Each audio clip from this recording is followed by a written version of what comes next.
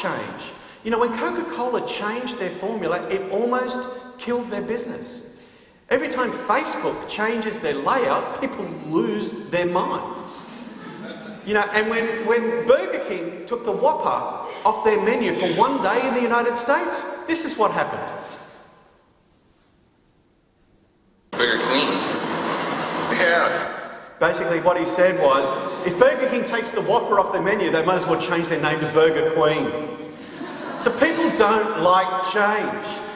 But it's also the fact that we're being bombarded with so much information. There is currently 295 exabytes of information on this planet. That's the equivalent of taking every grain of sand on Earth and multiplying it by 3. That's how many bytes of information there are. And every year we broadcast 1.9 zettabytes of that information at people through newspapers, through the internet, through advertising. And that's equivalent to every human being on Earth reading 174 newspapers a day. That's an incredible amount of information. That's why 90% of what we do is just getting people's attention. You know, it almost doesn't matter what we talk to them about, just getting attention is the biggest problem that we're all facing. And we're also living in incredibly competitive times. You know, the rate of competition just keeps going up.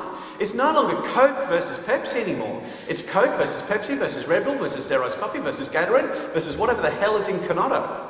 You know, the amount of competition that we have to deal with is absolutely incredible, and it's even affecting us at a cultural level. In the past 20 years, the average age of marriage has gone from 22 to 28. We used to just marry the guy or the girl next door. Now we're all shopping around. And we're shopping around online. Today, 1 in 8 American couples found each other through online dating. So we're not even bothering to put on makeup or shave anymore. We're all just learning how to use Photoshop. So we're living in incredibly competitive times.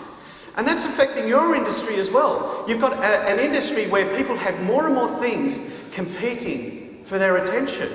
And there's general confusion in the marketplace because people don't really have a sense of what the arts is, because it's such a broad category. It speaks to so many different things.